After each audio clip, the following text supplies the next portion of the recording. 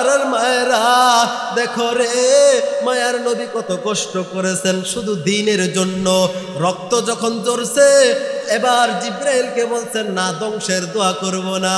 এবার রাসূল তার আপন একজন খাদেম ছিল যায়েদ বিন হারেস, যায়েদ ইবনে হারেসকে বলে, ও যায়েদ, আমার জন্য একটু পানির ব্যবস্থা করো, আমার জন্য একটু পানি এনে দাও। পানি আনো তাড়াতাড়ি, কারণ রক্ত যখন শরীর থেকে প্রবাহিত হয় তখন ভিটামিনের প্রয়োজন। আমার রব বলে, দুনিয়ার মধ্যে যত ভিটামিন আছে, যত অক্সিজেন আছে, যত দামি খাবার আছে, পানির থেকে ভিটামিন আর কিছু আল্লাহ রাখে নাই। আল্লাহু আকবার। এত সুন্দর ভিটামিন আমি আল্লাহ তোমাদেরকে ফিরিয়ে দিলাম।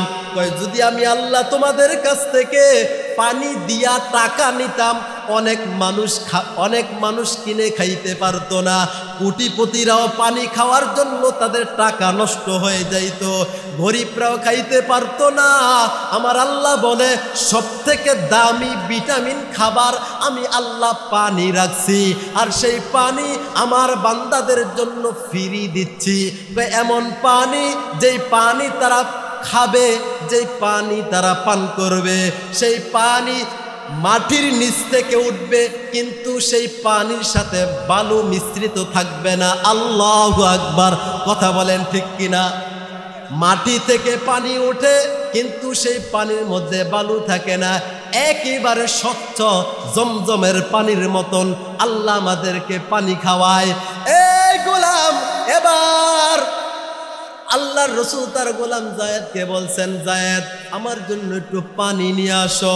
এবার যায়েদ তায়েফের মানুষের কাছে গিয়ে বলতেছেন, ও তায়েফবাসী, আমার মায়ের নবীর জন্য একটু পানি দাও। তায়েফ অনেক বাড়িতে গেলেন, তায়েফের মধ্যে যায়েদ অনেক বাড়িতে গেলেন, কিন্তু কোনো বাড়িতে আমার নবীর জন্য পানি দেয় নাই। ও উম্মতেরা রে, আমার নবী যদি আমাদের কাছে পানি চাইতেন, আমরা তো এমন উম্মত, আমরা তো নবীর পানির বদলি মধু দিতাম, ঠিক কিনা? কিন্তু তায়েফবাসী আমার নবীরে পানি দেয় নাই। যায়েদ যখন নবীর কাছে আসলেন, নবী জিজ্ঞাসা করেন, যায়েদ পানি আনছো কিনা? এবার যায়েদ চোখের পানি ছেড়ে দিয়ে বলে, রাসূল, ইয়া রাসূলুল্লাহ, মক্কার মধ্যে যত নিকৃষ্ট ছিল, এই তায়েফের মধ্যে মানুষ আরো নিকৃষ্ট। রাসূল গো, ও নবী, কেউ আপনার পানি দেয় নাই। মায়ার নবী কষ্টে এবার তায়েফ থেকে 10 দিন ছিলেন। মায়ার নবী তায়েফ থেকে বিদায় নিলেন মদিনার উদ্দেশ্যে। কয়, কেন এত কষ্ট করেছেন কেন? কয়, মায়ার নবীর কোনো কিছু অভাব ছিল? কয়, না না, কোনো কিছু অভাব ছিল না। কয়, একটা জিনিস অভাব ছিল রে। মায়ার নবী চাইছেন আমার উম্মতগুলো যেন কোরআন শিখে, আমার উম্মতগুলো যেন কোরআন পড়ে, আমার উম্মতগুলো যেন কোরআনরে গুরুত্ব দেয়, কালকে কিয়ামতের ময়দানে যেন আমার সাথে জান্নাতে থাকতে পারে। এই জন্য মায়ার রাসূল তায়েফের ময়দানে রক্ত জড়াইছে, উহুদের ময়দানে দান দান মুবারক শহীদ হইছে। একটাই কারণ, শুধু কোরআন প্রচার করা। আলহামদুলিল্লাহ, খুবই আনন্দিত যে যুব সমাজ আজকে গানের প্যান্ডেল তৈরি না করে জান্নাতের বাগান সাজাইছেন। এটা তো অনেক খুশ নসিব, ভালো নসিব। তবে ইনশাল্লাহ এই যুবকরা যদি ঐক্যবদ্ধ হয়, এভাবে সমাজকে পরিবর্তনের জন্য যদি যুবক ঐক্যবদ্ধ হয়, আলেম ওলামাদের সাথে যদি ঐক্যবদ্ধ হয়ে ইসলামকে বিজয় করতে চায়, মহাগ্রন্থ আল কোরআনুল কারীম দিয়ে দেশ যদি পরিচালনা করতে চায়, যুবক ছাড়া বিকল্প রাস্তা নাই। তবে আমি ছয়গাত্তি এলাকার যুবকদেরকে বলবো, তোমরা যদি ঐক্যবদ্ধ হও, আগামীর বাংলাদেশ হবে কোরআনের বাংলাদেশ। তোমরা যদি ঐক্যবদ্ধ হও, আগামীর দেশ হবে ইসলামের দেশ। ইসলাম আমাদেরকে এমন একটা বিধিবিধান শিক্ষা দিয়েছেন, ইসলাম আমাদেরকে মারামারি শিক্ষা দেয় নাই, ইসলাম আমাদের মানবতা শিক্ষা দিয়েছেন, ইসলাম আমাদেরকে সাহাবায়ে কেরামের আদর্শ শিক্ষা দিয়েছেন, ইসলাম আমাকে নবী মুহাম্মদুর রাসূলুল্লাহর তরিকা শিক্ষা দিয়েছেন। ও যুবকরা, তোমরা যদি ঐক্যবদ্ধ হও, আল্লাহর কসম দিয়ে বলি এই কোরআনের বিরুদ্ধে কেউ কথা বলতে পারবে না। কোন নাস্তিক কুলাঙ্গার বাংলার জমিনে কোরআনের বিপক্ষে কথা বলবে না। যুবক যদি ঐক্যবদ্ধ হয়, বাংলার জমিন থেকে সমস্ত নাস্তিক মুরতাদ পালাইতে বাধ্য হবে। কথা বলেন ঠিক কিনা? যুবকদের ঐক্যবদ্ধ থাকা দরকার না দরকার না বলেন? এত সুন্দর জান্নাতের বাগান যেভাবে সাজিয়েছেন, রব্বে কাবার কাছে বলে যাই, হে আল্লাহ, যারা এত সুন্দর জান্নাতের ব্যবস্থা করেছেন, আল্লাহ তাদেরকে দেওয়ার মতো কিছু নাই। তবে কাল কিয়ামতের ময়দানে খালিদ বিন ওয়ালিদ যেই জান্নাতে যাবে, উসমান যেই জান্নাতে যাবে, আলী রাদিয়াল্লাহু তাআলা আনহুমরা যেই জান্নাতে যাবে, আল্লাহ এই যুবকদেরকে সাথে নিয়ে একসাথে তাদের সাথে জান্নাতে থাকার তৌফিক দান করো। আলহামদুলিল্লাহ। আমাকে যেই বিষয়টা দেওয়া হয়েছে, কোরআনের শিক্ষার গুরুত্ব, আমি দেখলাম এখানে যত বিষয় আছে সব থেকে দামি বিষয় হলো কোরআন শিক্ষার গুরুত্ব। কথা ঠিক বললাম না বেঠিক বললাম? যত বিষয় আছে, যত মত আছে, যত দল আছে, সব থেকে দামি হলো আল কোরআন। এজন্য বলবো যুবক ভাইদের, বৃদ্ধ বাবাজিদের, পর্দার আড়ালের মায়েদের, বোনদেরকে, এই জান্নাতের বাগান হয়তো কালকের পরে আর থাকবে না। কোনো হুজুর আইসা আর আপনাদেরকে নসিহত করবে না। আপনাদের ইমাম সাহেব হাফিজাহুল্লাহ বলবে না, আসো যুবকরা, এই বৃদ্ধ বাবাজিরা আসো, প্যান্ডেলের নিচে বসো, এটা আর বলবে না। অতএব সুযোগ থাকলে কাজে লাগানোর দরকার। দরকার কি দরকার না বলেন? তো যেই বিষয়টা আমাকে দেওয়া হয়েছে কোরআন শিক্ষার গুরুত্ব, যদি আল্লাহ তৌফিক দান করেন বলার চেষ্টা করব ইনশাআল্লাহ। আপনারা শুনেছেন মহাগ্রন্থ আল কোরআনুল কারীমের মধ্যে সবথেকে অনেক মূল্যবান একটা সূরা, যার নাম হলো সূরাতুর রহমান। সূরা রহমান, ভালো করে খেয়াল করে শুনবেন, মনোযোগ দিয়ে, যেহেতু কোরআন শিক্ষার গুরুত্ব, আমাকে যেমন গুরুত্ব একটা বিষয় দিয়েছেন, ঠিক আপনারাও গুরুত্ব সহকারে যদি শোনেন, ইনশাল্লাহ আল্লাহ চাইতে ফায়দা হবে। তো কোরআন শিক্ষার গুরুত্ব আল্লাহ পাক সূরাতুর রহমানের মধ্যে বলেন, আর রহমান, দয়াময় আল্লাহ, আল্লামাল কোরআন, শিক্ষা দিয়েছেন কোরআন। ভালো করে বোঝেন, আল্লামাল কোরআন, শিক্ষা দিয়েছেন কোরআন। বুঝে থাকলে বলেন তো, আল্লাহ কি সবার আগে কোরআন শিক্ষা দিয়েছেন, নাকি আল্লাহ মানুষকে সৃষ্টি করেছেন? মানুষ যদি সৃষ্টি না করতেন কোরআন পড়বে কে? তো আল্লাহ পাক বলেন আল্লামাল কোরআন, কোরআন শিক্ষা দিয়েছেন, শিক্ষা দিয়েছেন কোরআন। তো মানুষের আগে কোরআন কিভাবে শিক্ষা দিলেন? পরের আয়াতে আল্লাহ বলেন খলাকল ইনসান, তিনি মানুষকে সৃষ্টি করেছেন। আগের আয়াতে বলছেন শিক্ষা দিয়েছেন কোরআন, পরের আয়াতে বললেন মানুষকে তিনি সৃষ্টি করলেন। তাহলে আগে মানুষ সৃষ্টি করেছেন, পরে কোরআন শিক্ষা দিয়েছেন। কিন্তু কোরআনের ক্ষেত্রে আল্লাহ পাক বললেন আমি কোরআনকে শিক্ষা দিলাম, পরে মানুষকে সৃষ্টি করলাম। মুফাসসির কেরামগণ লেখেন শিক্ষা দিয়েছেন কোরআন, এবং পরের আয়াতে বলেন মানুষকে তিনি সৃষ্টি করেছেন। কয় যে কোরআন শরীফ শিখবে সে হলো খলাকল ইনসান, সে হলো প্রকৃত মানুষ। যে কোরআন শিখবে না সে প্রকৃত মানুষ হতে পারে না। সাপোজ একটা বোঝেন উদাহরণ, মহাগ্রন্থ আল কোরআনুল কারীমের মধ্যে আল্লাহ পাক বহু জায়গার মধ্যে হালাল হারামের হযরত আদম আলাইহিস সালাতু ওয়াস সালাম থেকে নিয়া আজ পর্যন্ত অনেক কিতাব আল্লাহ পাক দুনিয়ার জমিনে এক এক সময় এক এক নবীকে প্রেরণ করেছেন, তাদেরকে দিয়েছেন। কিন্তু কোরআন এমন একটা কোরআন যে নবী মুহাম্মদুর রাসূলুল্লাহর উপরে নাজিল হলো, কিয়ামত পর্যন্ত এই কোরআন রহিত হবে না।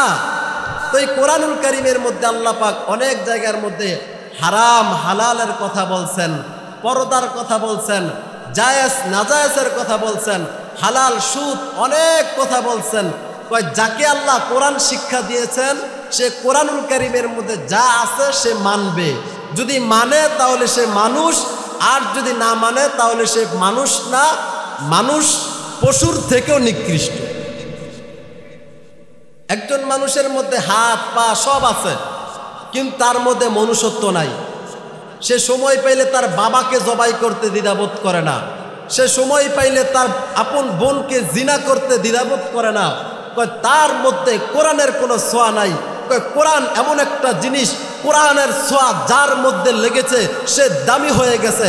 আপনারা অনেক কাপড় দেখছেন, কোনো কাপড়ের মধ্যে কোনোদিন চুমা দেন না, কিন্তু যেই কাপড়টা কোরআনের সাথে লেগেছে, এই কোরআনের সাথে লেগেছে গিলাপ, গিলাপকে কেমনভাবে চুমা দেওয়া হয়, অনেক কাঠ আছে সেই কাঠকে আমরা চুমা দেই না, কিন্তু কোরআনের সাথে রেহাল লেগেছে, এই রেহালের মধ্যে চুমা দেই। অনেক মানুষ আছে, সমস্ত মানুষকে আমরা সম্মান করি না, কিন্তু যার ভিতরে কোরআনের স্পর্শ আছে, যার সিনার মধ্যে কোরআন আছে, কোরআনের সম্পর্ক থাকার কারণে তাকে আমরা সম্মান করি না। তাহলে কিসের জন্য? কোরআন এমন একটা জিনিস যার সাথে লাগবে সে দামি হয়ে যাবে। কোরআন এমন একটা জিনিস যার স্পর্শ পাবে সে দামি হবে। কেমন দামি হবে? দুনিয়াতেও দামি হবে। কেমন দামি হবে? আখিরাতেও দামি হবে। কেমন দামি হবে? কবরেও দামি হবে। কেমন দামি হবে? দুনিয়ার মানুষের প্রত্যেকটা মানুষের কলিজায় তার মহব্বত স্থান আল্লাহ প্রদত্ত, আল্লাহ দিয়ে দিবেন। তো কিসের কারণে? একমাত্র আল কোরআনের কারণে। ওয়াজ বোঝেন না অস্পষ্ট? আমি আপনাদের খোলাপাড়ার মানুষ, এলাকার, অবশ্যই বুঝতেছেন। তাহলে কোরআন এমন একটা জিনিস, কোরআন শিক্ষার গুরুত্ব কেমন? আল্লাহ রাসূল বলেন, খায়রুকুম মান তাআল্লামাল কুরআনা ওয়া আল্লামা, তোমাদের মধ্যে সর্ব উত্তম ওই ব্যক্তি যিনি কোরআন মাজিদ শিক্ষা করেছেন এবং অপরকে শিক্ষা দেন। তাহলে সব থেকে দামি বলেন তো কে? প্রধানমন্ত্রী, ঠিক না? নাকি আপনাদের মসজিদের ইমাম সাহেব? বোঝেন নাই? কোরআন শরীফ যে শিক্ষা নিজে শিখেছে এবং অপরকে শিক্ষা দেয়, রসুল বলেন সে হলো সব থেকে বেশি দামি। সব থেকে বেশি দামি আপনাদের হুজুর মানুষদেরকে নিজেও কোরআন শিখেছে এবং আপনাদেরকেও মক্তবে বিভিন্নভাবে মাদ্রাসায় পড়াচ্ছেন, কোরআন শিক্ষা দিয়েছেন। রসুলের কথা অনুযায়ী সব থেকে দামি হলো আলেমরা। কথা বলেন ঠিক কিনা? ওই দামি মানুষের কাছে, দামি মানুষের সহবতে যদি আমরা থাকি, ইনশাল্লাহ আল্লাহ আমাদের দামি বানায় দিবে। রসুল বলেন, তলাবুল ইলমি ফারিদাতুন আলা কুল্লি মুসলিম, প্রত্যেকটা মুসলমানের জন্য এলমে দিন শিক্ষা করা ফরজে আইন। কি আইন? ফরজে আইন। কতটুকু শিক্ষা অর্জন করবে? যতটুকু শিক্ষা অর্জন করলে সে তার নামাজ, রোজা, হজ, যাকাত, কুরবানি সব কিছু কারো কাছে জিজ্ঞাসা না করেই পালন করতে পারে, ততটুকু শিক্ষা করা ফরজে আইন। এখন এই কোরআন আল্লাহ পাক রব্বুল আলামিন বলেন, ইন্না নাহনু, আল্লাহ পাক বলেন নিশ্চয় আমি এই কোরআনকে নাজিল করেছি এবং এই কোরআনকে আমি রব সংরক্ষণ করব। বলেন এই কোরআন কেমন দামি? এই কোরআন কোনো মানুষ মুখস্থ করতে পারবে না। কোনো মানুষ কি করতে পারবে না? মুখস্থ করা সম্ভব না। আল্লাহ পাক বলেন, আমি যারা শিখার জন্য আগ্রহ পেশ করবে, আমি রব তাদের কলবের মধ্যে এই কোরআনকে নাজিল করে দিলাম। এই কোরআন তার সিনার মধ্যে প্রবেশ করবে। হাজারো লাইব্রেরি থেকে যদি কোরআনকে মুছে দেওয়া হয়, পৃথিবী থেকে যদি কোরআনকে রহিত করা হয়, কিন্তু আল্লাহ পাক হাজারো আলেমের সিনার মধ্যে যেই কোরআন দিয়েছেন, এটা পৃথিবীর কারো ক্ষমতা নাই তার সিনা থেকে রহিত করার। কথা বলেন ঠিক কিনা? তাহলে কোরআনকে রহিত করা এটা কোনো মানুষের জন্য কি হবে না? সম্ভব হবে না, এবং কি সে পারবেও না। এজন্য কোরআনের ছায়ার তলে আমাদের থাকা দরকার। এই কোরআনের ছায়ার মধ্যে যদি আমরা থাকতে পারি, তাহলে আল্লাহ পাক আমাদেরকে দামি বানাইবেন। আল্লাহ পাক বলেন, ইন্না নাহনু নাজ্জালনা যিকরা ওয়া ইন্না লাহু লাহাফিজুন, এই কোরআনকে নাজিল আমি করলাম, এই কোরআনকে সংরক্ষণ আমি নিজে করব। এই কোরআন যদি শিখেন আপনারা, কিয়ামতের ময়দানে আপনার ছেলে মেয়েকে কোরআন শিখাবেন। এই কোরআন শিখার কারণে আল্লাহ পাক আপনাকেও কাল কিয়ামতের ময়দানে নাজাত দিয়ে দিবেন। সুবহানাল্লাহ। নিজেরাও কোরআন শিখব এবং আমাদের পরিবার আহালদেরকেও কোরআন শিখাবো ইনশাআল্লাহ। কোরআন যদি শিক্ষা অর্জন করেন তাহলে কিয়ামতের ময়দানে হাজারো পাপীকে আল্লাহ মাফ করে দিয়েছেন। তার একটা জ্বলন্ত প্রমাণ হাদিস থেকে বলতেছি। কোরআন যদি আপনারা শিক্ষা অর্জন করেন, আপনার ছেলে মেয়েকে শিখান, তাহলে এই কোরআন শিখার কারণে আমি কোরআন শিখার গুরুত্বটা বলবো, তারপরে কোরআন না শিখার ভয়াবহতা বলার চেষ্টা করব। একটু গুরুত্ব দিয়ে শোনা চাই। কোরআন শিখলেও কাল কিয়ামতের ময়দানে হাজার হাজার বাবাকে তার সন্তানের কারণে আল্লাহ মাফ করে দেয়। আরে আল্লাহর গোলাম, ও নবীর উম্মতেরা, ও পর্দার আড়ালের মায়েরা, বোনেরা, বাবারা, কে গো এত সুন্দর জান্নাতের বাগান রেখে বাড়ির মধ্যে সময় নষ্ট করো? আরে আল্লাহর গোলাম, কোরআনের কেমন দাম, কোরআনের কেমন সম্মান। ও যুবক ভাইয়েরা, কারা গো এত সুন্দর জান্নাতের বাগান সাজাইছো? এই কোরআনের কেমন দাম? কোরআন এমন একটা জিনিস, কোরআনের সাথে যার সম্পর্ক লাগছে, কোরআন যেমন দামি, এই মানুষটার মধ্যে কোরআন থাকার কারণে সেও দামি হয়ে যায়। কোরআনটা রেহেলের মধ্যে লাগছে, হাজারো রেল দেখো কোনো দাম, হাজারো কাঠ দেখো কোনো দাম নাই, কিন্তু কোরআনটা রেহালের মধ্যে থাকার কারণে আমার আল্লাহ রেহালকে দামি বানায় দিছে। কোরআনের সাথে গিলাপ লাগছে, আমার আল্লাহ গিলাপরে দামি বানায় দিছে। আমার কোনো সম্মান নাই, আমার মধ্যে আল্লাহ 30 পারা কোরআন দিছে, এই কোরআনের কারণে আল্লাহ আমার দামি বানায় দিছে। আরে আল্লাহর গোলাম নবীর উম্মত, ও বৃদ্ধ বাবাজিরা, মায়েরা গো, একটু খেয়াল করে শোনা চাই।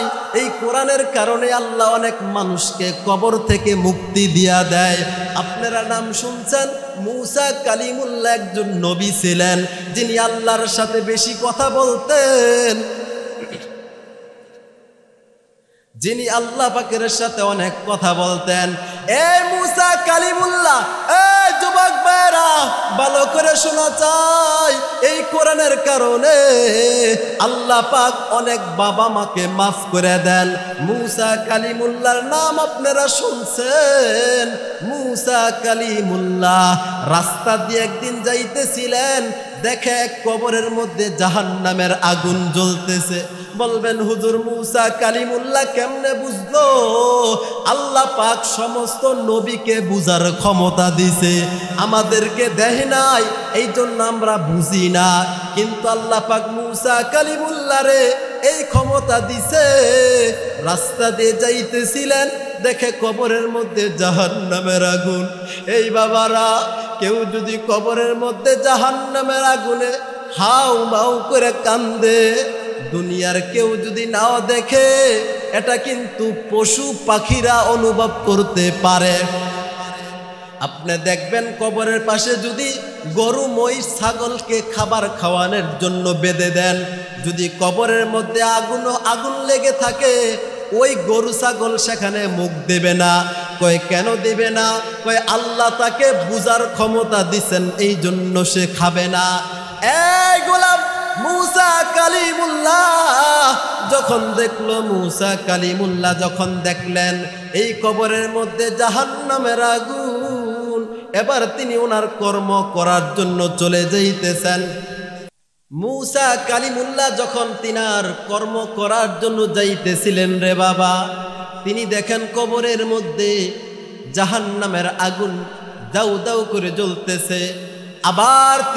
আবার সেই কবরের পাশ দিয়ে কিছুক্ষণ পর কাজ শেষ করে রওনা করলেন, কিন্তু দেখে কবরের মধ্যে আর আগুন জ্বলে না। ভালো করে বোঝেন, মূসা কালিমুল্লাহ যখন প্রথমবার গেলেন, দেখেন কবরের মধ্যে জাহান্নামের আগুন জ্বলে, কিন্তু যখন আবার তিনি বাড়ির দিকে ফিরলেন, দেখে কবরের মধ্যে কোনো আগুন নাই।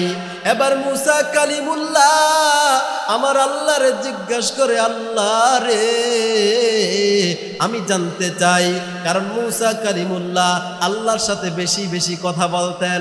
আল্লাহরে বলে, আল্লাহ রে আমি জানবার চাই, আমি যখন প্রথম গেলাম আমি দেখলাম কবরের মধ্যে জাহান্নামের আগুন জ্বলতেছে, আবার যখন কর্ম করার জন্য বাড়ির দিকে ফিরলাম আমি দেখি কবরের মধ্যে কোনো আগুন নাই কেন?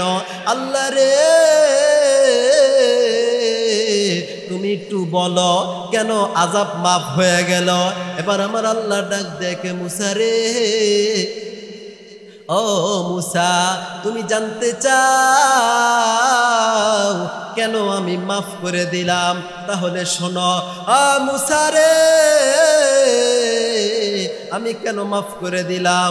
যেই লোকের কবরের মধ্যে শাস্তি হইতেছিল সেই লোকের একটা সন্তান ছিল দুনিয়ার মধ্যে, সে যখন মারা গেছে তার সন্তান ছিল ছোট্ট মাত্র। যখন মারা গেছে সে যখন একটু বড় হলো তার মা তাকে মাদ্রাসায় ভর্তি করায় দিল। মাদ্রাসায় যখন ভর্তি করাইলো সেই বাচ্চাটাকে মাদ্রাসার বড় হুজুর আল্লাহর নাম শিখাইছে, বিসমিল্লাহির রহমানির রহিম শিখাইছে। এবার আল্লাহ ডাক দেখে, মুসা রে যেই বাচ্চাটা মাদ্রাসায় ভর্তি হয়ে বলছে বিসমিল্লাহির রহমানির রহিম, এই যে নাবালেগ একটা মাসুম বাচ্চা, এই বাচ্চাটা যখন বলছে আমি আল্লাহ নাকি রহমান, এই বাচ্চাটা বলছে আমি আল্লাহ নাকি রহিম। মুসা রে এখন তুমি বলো, যেই বাচ্চাটা আমাকে রহমানের পরিচয় দিল রে, যেই বাচ্চাটা আমি আল্লাহকে রহিমের পরিচয় দিল, হ্যাঁ মুসা এই বাচ্চার রহমান রহিমের উসিলায় এখন সে তো নিষ্পাপ, তাকে আমি কি করব? আমি আল্লাহ এই রহমান রহিমের পরিচয় দিয়া তার বাবার কবরের আযাব মাফ করে দিলাম। এই জন্য বলি বাবা, কোরআন তোমার ছেলে মেয়েকে শিখাও, তোমার ছেলে মেয়ের কারণে আল্লাহ পাক তোমাকে নাজাত দিয়ে দেবে। কোরআন এমন একটা জিনিস, কোরআন যার শরীরের মধ্যে স্পর্শ করবে, আল্লাহর রাসূল বলেন যার সিনার মধ্যে কোরআন থাকবে, যার সিনার মধ্যে কোরআনের নূর থাকবে, ওই মানুষটাকে আল্লাহ কোনোদিন জাহান্নামের আগুনে দিবে না। কোরআন শিখাও ছেলে মেয়েকে, ওহে মুসলমান, জান কবজের সময় রে তোর হইবে রে আহসান। কোরআন শিখাও ছেলে মেয়েকে, ওহে মুসলমান, জান কবজের সময় রে তোর হইবে রে আহসান। একটা ছেলে আলেম হলে, একটা মেয়ে আলেমা হলে পড়বে কোরআন মৃত্যুকালে, ঠিক না বে ঠিক? আরে আল্লাহর গোলাম, এই যে বাচ্চাটা, বাচ্চার উসিলায় আল্লাহ পাক তার বাবাকে মাফ করে দিছে। এখন অনেক মানুষ আছি আমরা কোরআনের শিক্ষার দিকে আমাদের গুরুত্ব নাই, কিন্তু কোরআন এমন একটা শিক্ষা, এই কোরআনের শিক্ষা যার দিলে থাকবে, আল্লাহ রাসূল বলেন অনেক জায়গার মধ্যে, রাসূল সাল্লাল্লাহু আলাইহি ওয়াসাল্লাম বলেন কোরআন এমন একটা জিনিস, এই কোরআনের সাথে স্পর্শ থাকা, কোরআনের সাথে মজবুতি থাকা, কোরআনওয়ালাকে ভালোবাসা, কোরআন প্রেমিককে ভালোবাসা, সবগুলোকে আল্লাহ পাক কাল কিয়ামতের ময়দানে কোরআনওয়ালার সাথে জান্নাতি ব্যক্তিদের সাথে হাসর নাসর করবেন। সুবহানাল্লাহ। ওয়ামান আ'রাদা আন যিকরি, আল্লাহ পাক বলেন যারা কোরআন থেকে মুখ ফিরায় নেব কাল কিয়ামতের ময়দানে, আল্লাহ পাক বলেন যারা কোরআন থেকে তাদের চেহারা ফিরায় নেব, কোরআন থেকে বিমুখতা প্রদর্শন যারা করবে, কাল কিয়ামতের ময়দানে তাদের চোখ থাকবে কিন্তু তাদেরকে আমা, আল্লাহ পাক তাদেরকে অন্ধ বানায় দিবে। তারা দুনিয়ার মধ্যে তাদের চোখ থাকবে কিন্তু তারা বলবে আমাদের না চোখ ছিল, এখন চোখ কোথায়? আমরা বলবো আল্লাহর কাছে, আল্লাহ আমাদের তো চোখ ছিল, এখন চোখ কোথায়? এবার চোখ নাই। যারা দুনিয়ার মধ্যে এভাবে তাদের জীবনকে পরিচালনা করবে, আল্লাহ পাক তাদেরকে অন্ধ হিসাবে তুলবে। তাহলে বলেন, কোরআন শিক্ষার গুরুত্ব আছে না নাই? কয় কেমন আছে, কেমন গুরুত্ব? একটা মাছের জন্য পানি যেমন প্রয়োজন, একটা মানুষের জন্য খাবার যেমন প্রয়োজন, তার থেকে বেশি মুসলমানের কোরআন শিক্ষার প্রয়োজন। আজকে যদি আমাদের সমাজে কোরআন শিখনাওয়ালা লোক যদি থাকতো, আপনার ছেলেকে ডাক্তার বানান, অসুবিধা নাই, আপনার ছেলেকে ইঞ্জিনিয়ার বানান, অসুবিধা নাই, তবে প্রাথমিক শিক্ষা কোরআনের শিক্ষা দেওয়া চাই।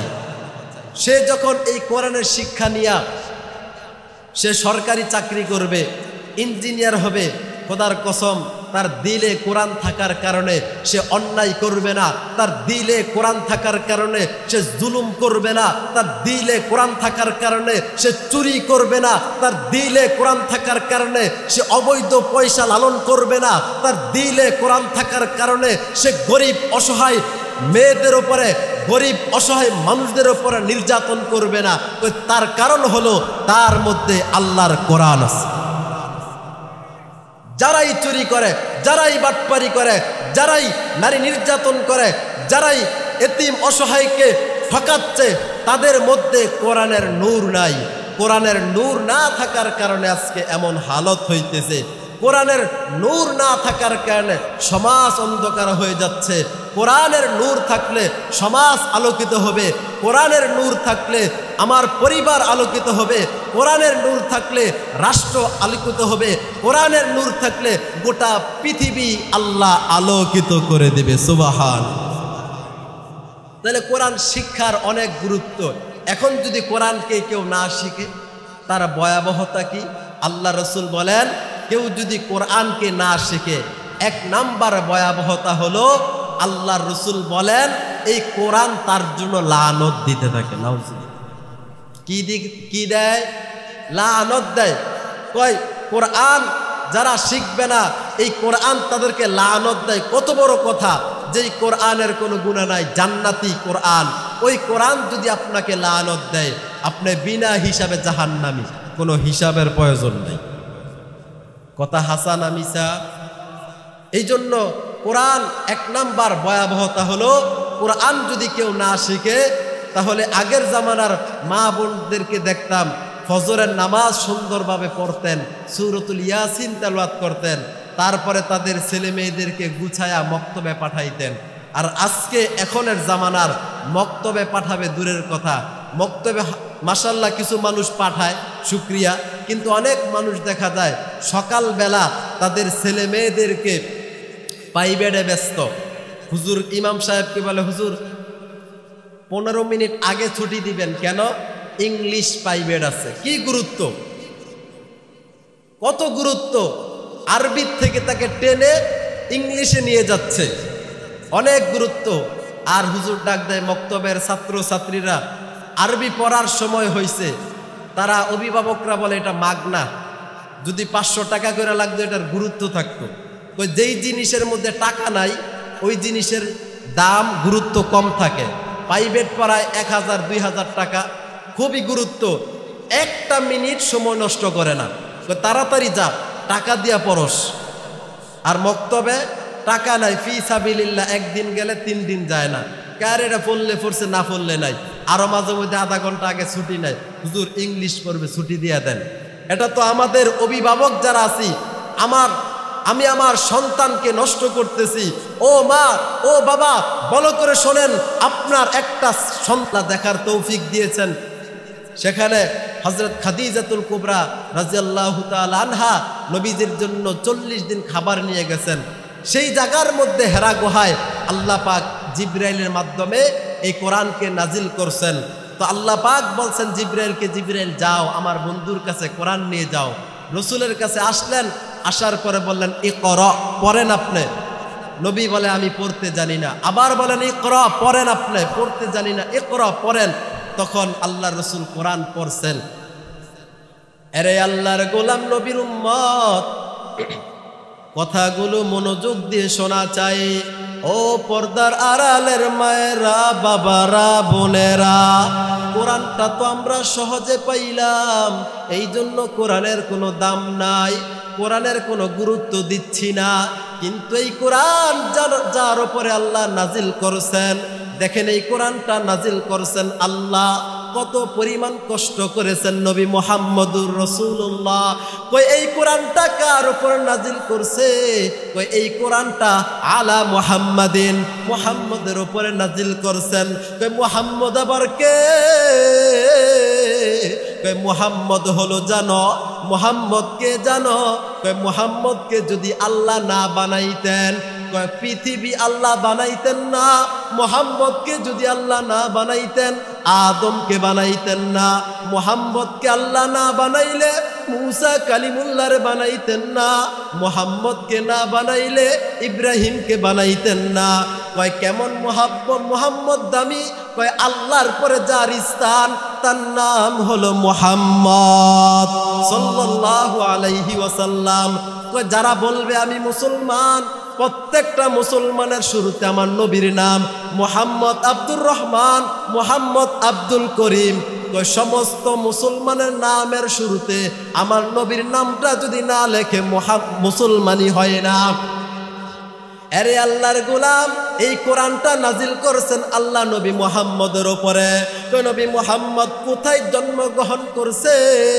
কই নবী মুহাম্মদ মক্কা নগরীতে কাবার পাশে। নিজের চোখে নবীর বাড়িটা দেখলাম, একেবারে কাবা থেকে 2 থেকে 3 মিনিট দূরত্ব নবীর বাড়ি সেখানে।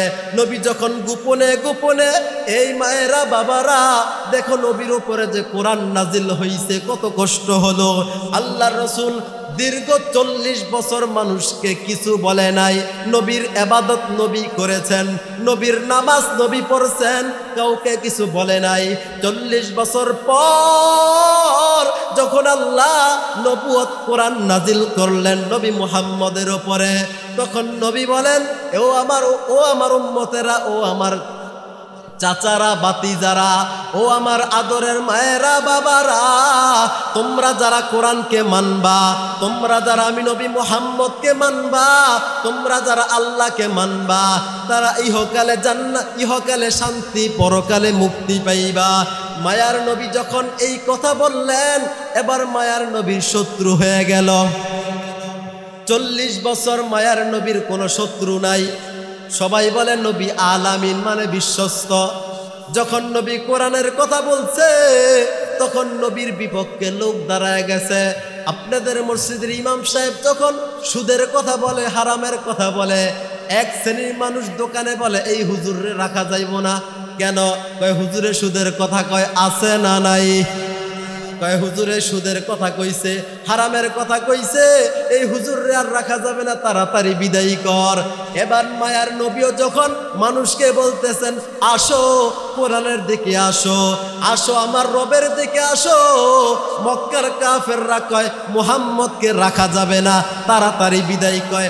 আবু জাহেল কয় না, এই মুহাম্মদকে যেখানে বিদায় করবা সেখানে সে কোরআন নাজিল করবে, সেখানে কোরআন প্রচার করবে। কয় মুহাম্মদকে একেবারে শেষ করে দে। নাউযুবিল্লাহ। এ আল্লাহর গোলাম, ও মায়েরা, বাবারা, বোনেরা, একটু মনোযোগ দিয়ে শোনা চাই। যখন মায়ার নবীর উপরে কোরআন নাজিল হলো, তখন আল্লাহর রাসূল মানুষকে যখন বলছেন লা ইলাহা ইল্লাল্লাহ, লা ইলাহা ইল্লাল্লাহ, কিন্তু মায়ার নবীর কথা তারা মানে না। আবু জাহেল, উতবা, শাইবা পরামর্শ করলো নবীরে এখান থেকে রাখা যাবে না। এবার মায়ার নবী সেই গভীর রাত্রেবেলা মক্কা থেকে হিজরত করে চলে গেলেন তায়েফের ময়দানে। এ আল্লাহর গোলাম, কই মায়ার নবী মক্কা কেন ছাড়ছে? মায়ার নবী মক্কা ছাড়ার কারণ হলো একটাই, কয় কোরআনের কথা মক্কার মধ্যে প্রচার করতে পারে না, কোরআনের কথা মক্কার মধ্যে বলতে পারে না। এই জন্য কাফের মুশরিকরা মায়ার নবীকে মেরে ফেলার প্রোগ্রাম করলেন। কয় মায়ার নবীরে যদি তোমরা জেতা রাখো, তাকে যদি তোমরা জীবিত রাখো, যেখানে যাইবা সেখানেই যেখানে যাবে সেখানেই সে ইসলাম প্রচার করবে। এ আল্লাহ আল্লাহর গোলাম, আল্লাহ পাক অর্ডার করলেন, ও নবী মুহাম্মদ, মক্কার মানুষ আপনার কথা মানবে না, যান আপনি মক্কা থেকে অন্য কোথাও হিজরত করেন, যান আপনি দিন প্রচার করেন।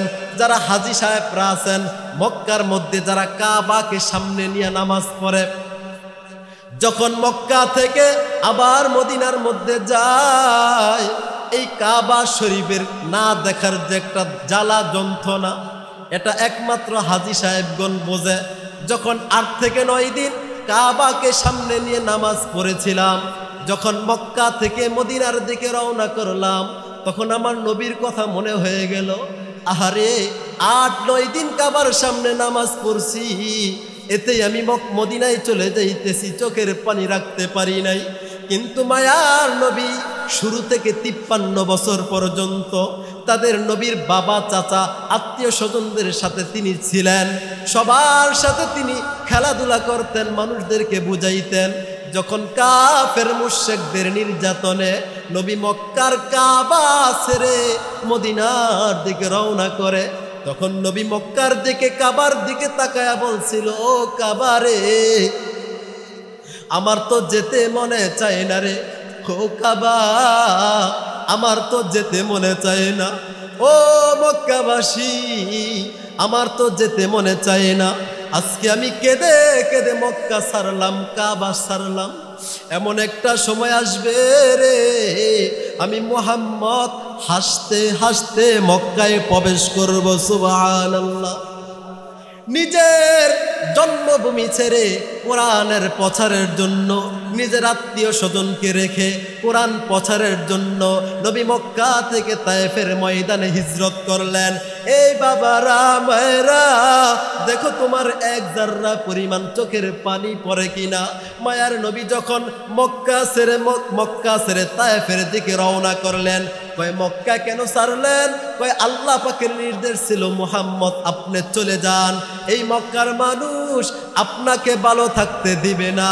এবার মায়ার নবী যখন কোরআনের প্রেম ভালোবাসা মোহাব্বত নিয়া কোরআন প্রচার করার জন্য যখন তায়েফের ময়দানে গেলেন, আল্লাহর গোলাম, তায়েফের ময়দানে যখন মায়ার নবী কোরআনের জন্য গেলেন, মানুষদেরকে বলতেছেন, লা ইলাহা ইল্লাল্লাহ, কুলু লা ইলাহা ইল্লাল্লাহ তুফলিহুন, তোমরা বলো আল্লাহ ছাড়া কোনো মাবুদ নাই, তোমরা সফল হয়ে যাইবা।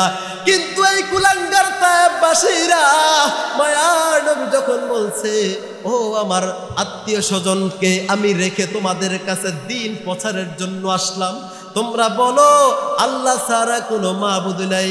কিন্তু মায়ার নবীর আমরা যারা হাজী সাহেবরা যখন তায়েফের ময়দানে গেছেন, নবী যেখানে মারাত্মক মানুষদেরকে ডাকছিলেন, মানুষেরা রে, উম্মতেরা রে, আয় রে, আমি নবী মুহাম্মদের কথাটা মানো, ইহকাল পরকালে নাজাত পাইবা। এই উম্মতেরা, আল্লাহর রাসূল যখন মানুষদেরকে বলছেন লা ইলাহা ইল্লাল্লাহ, এবার কাফের মুশরিকরা রাগান্বিত হয়ে গেছে। রাগান্বিত হয়ে বলে, এই তোমরা কে আছো? মুহাম্মদের উপরে পাথর মারো, মায়ার নবীর উপরে পাথর মারো। আমরাও তো মাঝে মধ্যে পাথরের আঘাত পাই, আমাদের পাথরের আঘাত পাইলে আমাদের চামড়া ফুলে যায়, কিন্তু রক্ত বের হয় না।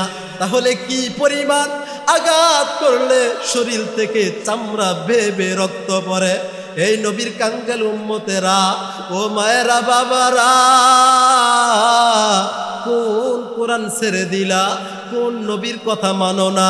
দেখো নবী কিভাবে কোরআন মানুষকে পৌঁছাইছেন, মানুষের কাছে বলছেন। যখন বলছে লা ইলাহা ইল্লাল্লাহ, কাফেররা বলে এই মুহাম্মদের উপরে পাথর মার।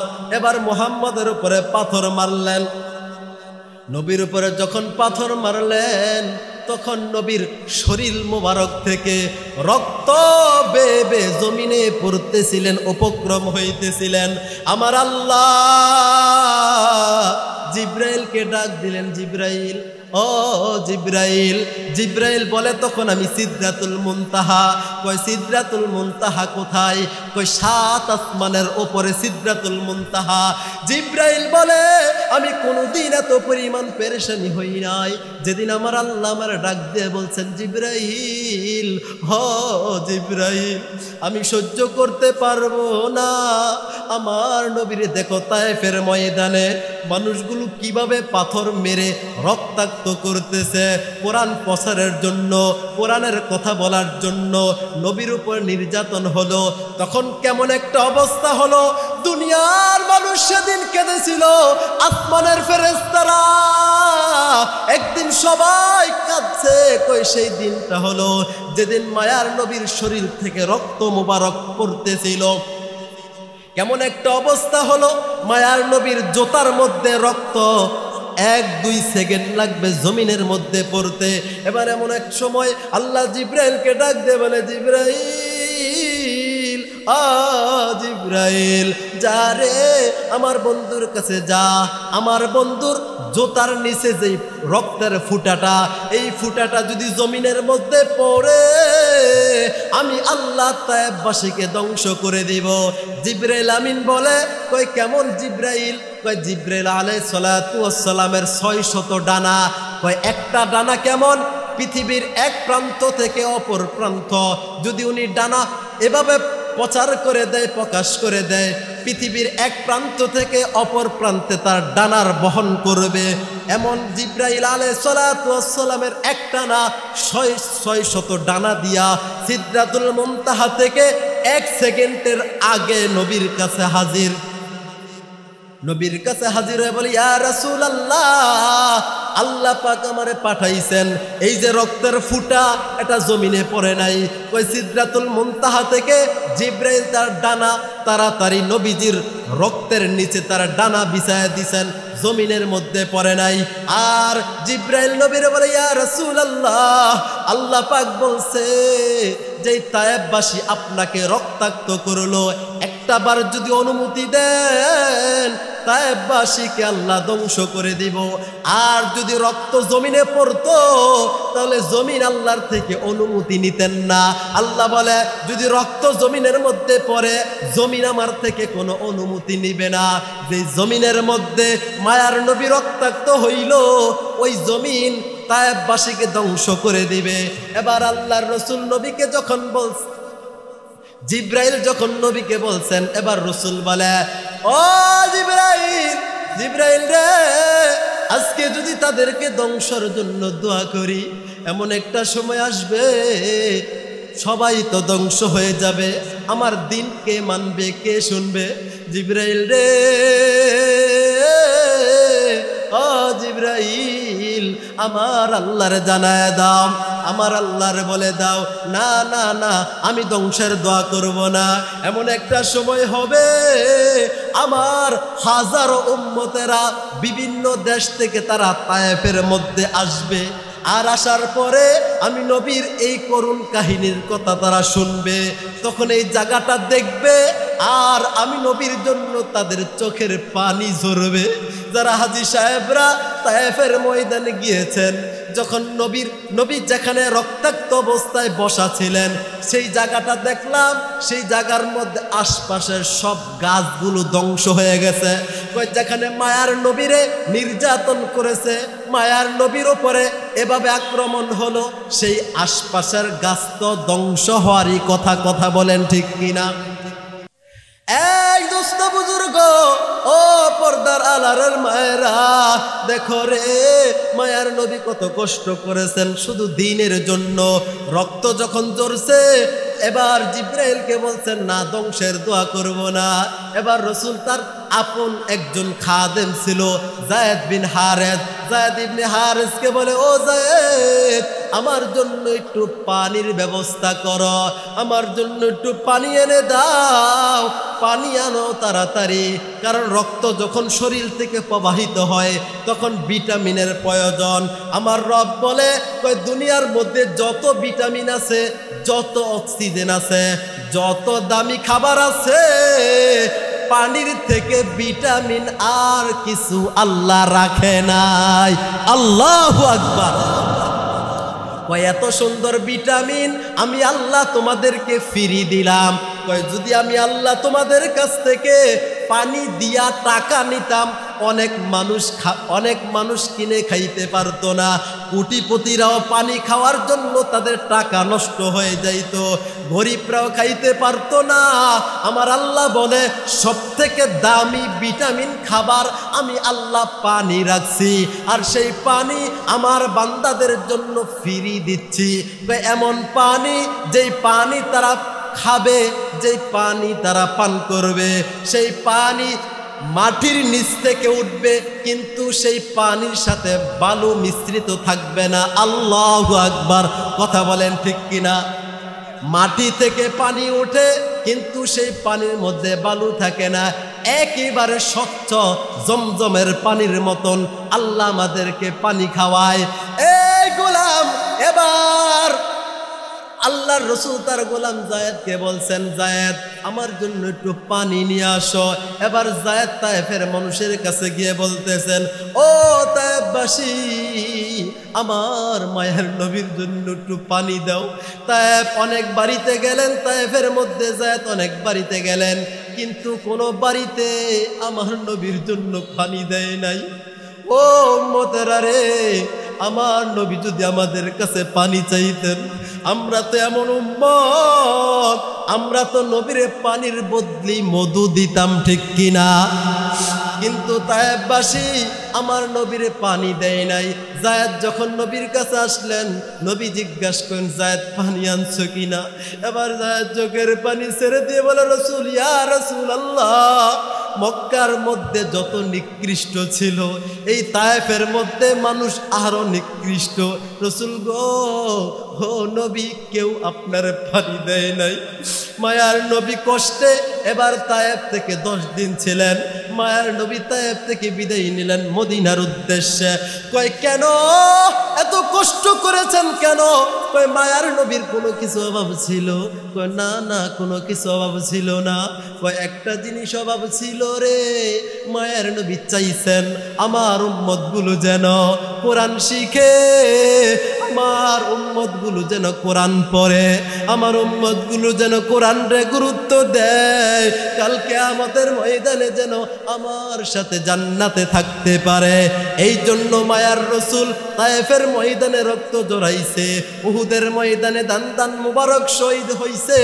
কয়, একটাই কারণ, শুধু কোরআন প্রচার করা। আর সেই কোরআন থেকে আমরা বিমুখ হয়ে গেছি। যেই কথাটা বলতেছিলাম, সব কষ্ট শুধু একটা কারণে, কোরআন শিখার জন্য, কোরআন শিখার জন্য, কোরআনের গুরুত্ব বোঝানোর জন্য।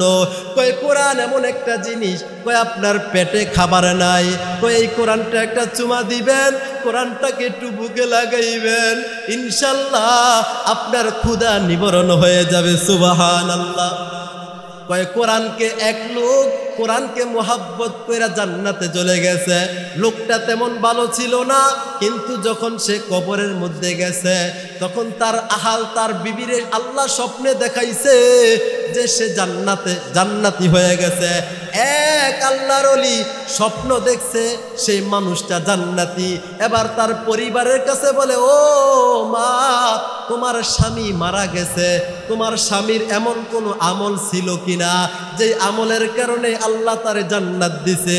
এবার পরিবারের মহিলা বলতেছেন, না, আমার স্বামীর তেমন কোনো আমল ছিল না, তবে আমি একটা আমল দেখছি, আমার স্বামী কোরআন পড়তে পারতো না, তবে প্রতিদিন রাত্রে বেলা কোরআনকে এইভাবে স্পর্শ করছে আর বুকে নিয়ে চুমু খাইছে।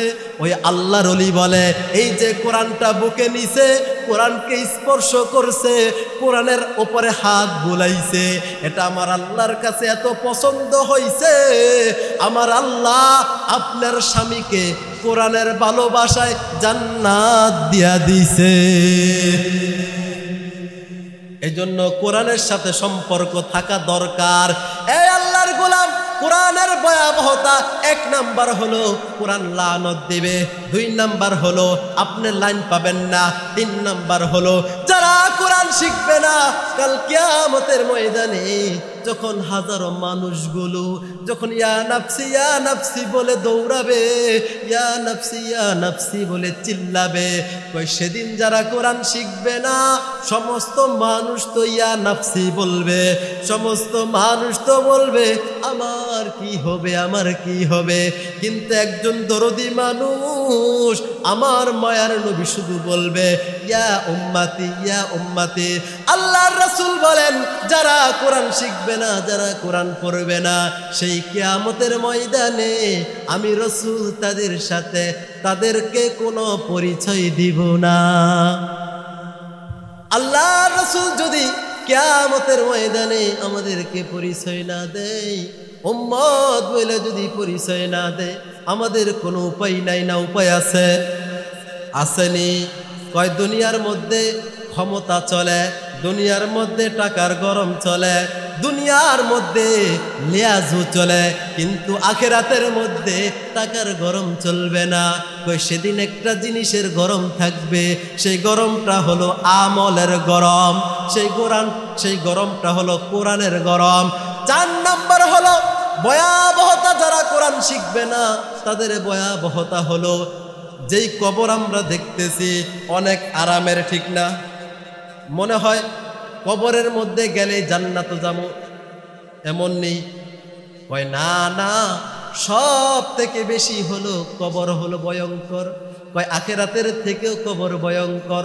কয় যারা কোরআন শিখবে না, যারা কোরআন পড়বে না, তাদেরকে যখন নাকি কবরের মধ্যে রাখা হবে, মুনকার নাকির যখন তাদেরকে প্রশ্ন করবে, যখন তাদেরকে বলবে তোমার রব কেমন, রব্বুকা, তোমার রবের পরিচয় দাও, কিন্তু যারা কোরআন পড়বে না, কিন্তু যারা কোরআন শিখবে না, তারা রবের পরিচয় দিতে পারবে না। কয় কবরটা কেমন ভয়ানক, কবরের আযাবটা কেমন ভয়ানক। আল্লাহর রাসূলের একজন সাহাবী হযরত উসমান রাদিয়াল্লাহু তাআলা আনহু, তিনি যখন কবরের পাশ দিয়ে যাইতেন, কোন সময় যদি কবরের পাশ দিয়ে যাইতেন, তিনি অনেক কাঁদতেন, চোখের পানি সেরেক দিয়ে কাঁদতেন। কয় হযরত উসমানকে, কয় যিনি আল্লাহর রাসূলের 2টা মেয়েকে বিবাহ করেছেন, এই উসমান তার জন্য আল্লাহ পাক জান্নাতের ব্যবস্থা করেছেন, আল্লাহ পাক তাকে জান্নাতি হিসাবে ঘোষণা করেছেন। তারপরও যখন হযরত উসমান কবরের পাশ দিয়ে মাঝে মধ্যে যাইতেন, আর কবর দেখে তিনি এত পরিমাণ কাঁদতেন, অন্যান্য সাহাবীরা বলতেন ও ভাই উসমান আপনি এভাবে কাঁদেন কেন?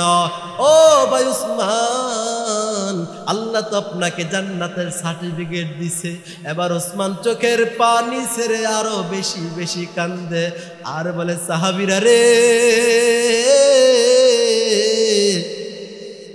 যেই আল্লাহ আমাকে জান্নাতের সার্টিফিকেট দিছেন, যেই আল্লাহ আমার জান্নাতের সার্টিফিকেট দিছেন, এমন হইতে পারে দুনিয়ার কোনো ভুলের কারণে আমার আল্লাহ আমার জাহান্নামের সার্টিফিকেট দিয়া দিবে। কিন্তু তাদের মধ্যে কবরের কেমন ভয় ছিল রে, ও মায়েরা, বাবারা, বোনেরা, সাহাবায়ে কেরামের মধ্যে কবরের কেমন ভয় ছিল। আজকে আমি আর তুমি নামাজ পড়ি না, পর্দায় থাকি না, হারামের সাথে জড়িত, সুদের সাথে জড়িত, এই জন্য কবরের কোনো ভয় নাই। কিন্তু সাহাবায়ে কেরাম তারা কেমন কবরে ভয় পাইতেন। কবরকে তো আমরা শ্বশুর বাড়ি মনে করি, গেলেই মনে হয় শান্তি। না না বন্ধু, কোরআন শিখে যারা কবরে যাবে না, আল্লাহর রাসূল বলেন কোরআন শিক্ষা যদি কেউ না করে কবরের মধ্যে যদি যায়, কয় 2 পাশের মাটিটা এমন জোরে চাপ দিবে রে, 2 পাশের মাটিটা এমন জোরে চাপ দিবে, চাপ দেওয়ার কারণে তার হাড়গুলো ভেঙে যাবে, কয় কেমন বড় বড় সাপ থাকবে? কয় অনেক বড় বড় অজগর সাপ থাকবে। এই সাপ বিচ্ছু কবরের মধ্যে আমাদেরকে ধ্বংসাক্ত করবে, কামড়াইতে থাকবে।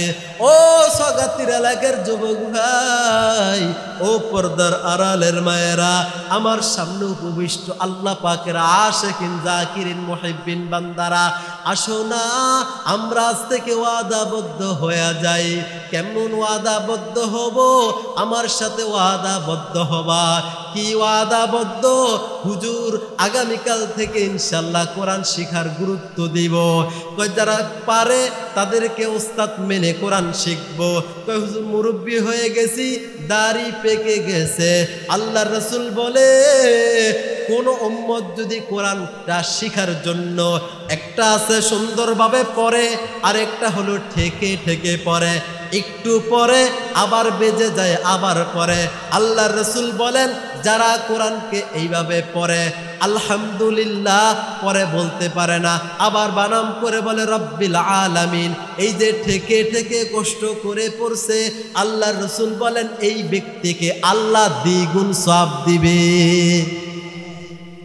কয় গুণ? 2 গুণ সওয়াব দিবে। একজন পারে আলহামদুলিল্লাহি রব্বিল আলামিন আর রহমানির রহিম, আরেকজন পারে না আলহামদুলিল্লাহি রব্বিল আলামিন। আল্লাহ রাসূল বলে এই যে তুমি মুরব্বী হয়ে গেছো আর কষ্ট করে কোরআন শিখার জন্য মেহনত করতেছো, এই জন্য আল্লাহ পাক তোমারে 2 গুণ সওয়াব দিবে। সুবহানাল্লাহ। আল্লাহর গোলাম নবীর উম্মত, কই এই কোরআনটা কেমন দামি? কই পৃথিবীর মধ্যে সবথেকে বেশি যেই জিনিসটার দাম সেটা হলো এই কোরআনের দাম। এই জন্য বৃদ্ধ বাবাজিরা, ও মায়েরা, বোনেরা, কোরআন এমন একটা জিনিস আল্লাহ পাক বলেন ওয়ালাকাদ ইয়াসসারনাল কুরআনা লিযিকরি ফাহাল মিন মুদ্দাকির।